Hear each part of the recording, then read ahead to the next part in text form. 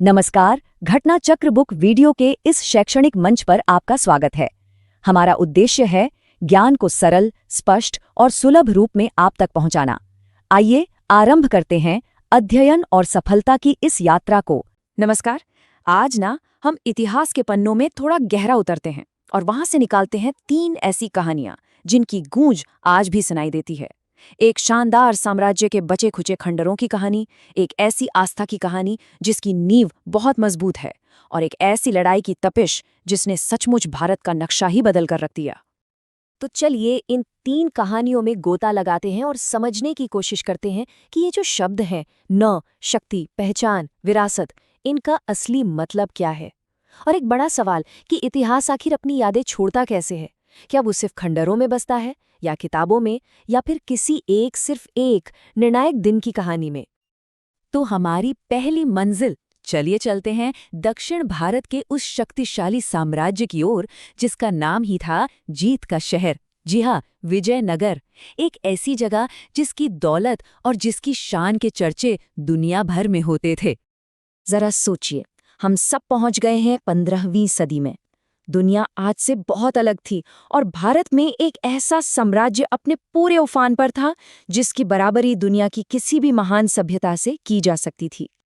और ठीक इसी समय एक बहुत ही खास मेहमान इस साम्राज्य की राजधानी में अपना पहला कदम रखता है, और उसकी आंखें जो कुछ भी देखने वाली हैं वो हमेशा हमेशा के लिए इतिहास के पन्नों में दर्ज हो जाएंगी। ये यात्री थे अब्दुल रज़्ज़ाक। इन्हें भेजा था फारस के शासक शाहरुख ने। पर इनका काम सिर्फ एक राजदूत वाला नहीं था, ये एक इतिहासकार भी थे। इनका असली मिशन था विजयनगर की उस बेमिसाल शान और शौकत को अपनी आंखों से देखना और उसे शब्दों में कैद कर लेना। और अब्दुल रज़्ज़ाक ने जो भी देखा उसे अपनी किताब मतलाउस सदैन व मजमाउल बहरेन में लिखा। सोचिए, इसी एक किताब की वजह से आज हम उस खोए हुए साम्राज्य की शान की कल्पना कर पाते हैं। तो रज़्ज़ाक पहुंचे थे उस समय के सबसे ताकतवर राजाओं में से एक देवराय द्वितीय के दरबार में। और उनका जो शासनकाल था ना, करीब करीब 1422 से 1446 तक, उसे संगम वंश का सुनहरा दौर मतलब गोल्डन एज माना जाता है। और इस महान साम्राज्य का दिल, इसकी धड़कन थी इसकी राजधानी हम्पी। एक ऐसा शहर जिसकी अमीरी और जिसका आर्किटेक्चर, उसकी कहानियां दूर दूर तक फैली हुई थीं। लेकिन वक्त का पहिया हमेशा घूमता है, और आज वो शानदार राजधानी सिर्फ खंडहरों में सिमटी एक कहानी बनकर रह गई है। आज हम इसे हम्पी के नाम से जानते हैं, एक यूनेस्को वर्ल्ड हेरिटेज साइट। ये खंडहर हमें एक ही साथ उस साम्राज्य के बुलंदी की और उसके मिट जाने की, दोनों की याद दिलाते हैं। तो चलिए अब इन खंडहरों से निकलकर आस्था और पवित्र ग्रंथों की दुनिया में चलते हैं। हमारी दूसरी कहानी है सिख गुरुओं की उस विरासत के बारे में जिसने एक बेहद मजबूत समुदाय की नींव रखी। ये जो टाइमलाइन है ना, ये हमें सिख धर्म के करीब 250 साल के सफर पर ले जाती है। देखिए, 1469 में गुरु नानक के जन्म के साथ एक नए विचार का सूरज उगता है, और 1708 में गुरु गोबिंद सिंह के साथ वो विचार एक संगठित, एक मजबूत समुदाय में ढल जाता है। तो देखिए, इस सफर की शुरुआत की पहले गुरु नानक ने। उनका जन्म तलवंडी में हुआ और उन्होंने एक नए रास्ते की बुनियाद रखी। और फिर इस विरासत को इसके शिखर तक पहुंचाया 10वें गुरु गोबिंद सिंह ने।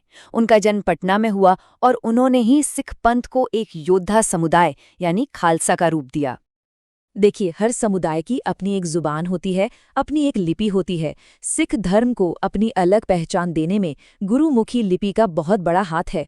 इसे दूसरे गुरु अंगद देव ने शुरू किया था, और इसी की वजह से सिख अपने ज्ञान और विचारों को सहेज पाए, उन्हें आगे बढ़ा पाए। फिर साल आया 1699। गुरु गोबिंद सिंह ने खालसा पंथ की स्थापना की और उन्हें एक नई, एक अलग पहचान दी, पंचककार। केश, कंघा, कड़ा, कृपाण और कछेरा। ये सिर्फ 5 चीजें नहीं हैं, ये प्रतीक हैं एक सिख के आत्मसम्मान का, उसके अनुशासन का और हमेशा तैयार रहने के उसके संकल्प का। कहते हैं गुरु गोबिंद सिंह की तलवार जितनी तेज चलती थी, उनकी कलम भी उतनी ही ताकतवर थी। 10वें ग्रंथ उनके लिखने की कला का सबूत है। तो वहीं जफरनामा, जिसका मतलब है विजय पत्र, वो हिम्मत भरा खत है जो उन्होंने मुगल बादशाह औरंगजेब को लिखा था। अन्याय के खिलाफ उनकी निडर आवाज का सबसे बड़ा सबूत। और अब हमारी आखिरी कहानी। ये किसी लंबे चौड़े साम्राज्य या सदियों पुरानी आस्था की कहानी नहीं है।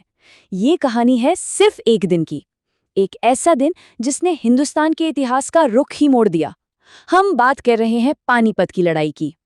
साल था 1761, एक ऐसा साल जिसे भारतीय इतिहास में एक बहुत ही बड़ी और भयानक लड़ाई के लिए याद किया जाता है। मैदान में दो महाशक्तियां आमने सामने खड़ी थीं। एक तरफ मराठा साम्राज्य, जिसकी कमान संभाल रहे थे सदाशिवराव भाऊ, और दूसरी तरफ अफगान शासक अहमद शाह अब्दाली की फौज। और फिर आया वो दिन, 14 जनवरी 1761। पानीपत की तीसरी लड़ाई सिर्फ एक जंग नहीं थी, ये एक क़यामत थी।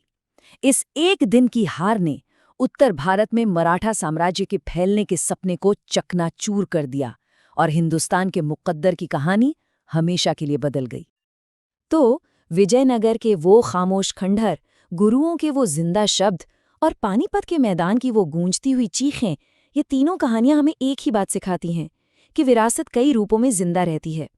और ये हमें एक बहुत बड़े सवाल के साथ छोड़ जाती हैं कि आज से सदियों बाद जब कोई हमारे इस वक्त को देखेगा तो हमारी कहानी किस चीज़ में ढूंढेगा? क्या हमारी ऊंची ऊंची इमारतों के खंडहरों में, हमारे लिखे हुए डिजिटल शब्दों में, या फिर किसी एक ऐसे दिन की याद में जो सब कुछ बदल कर रख देगा?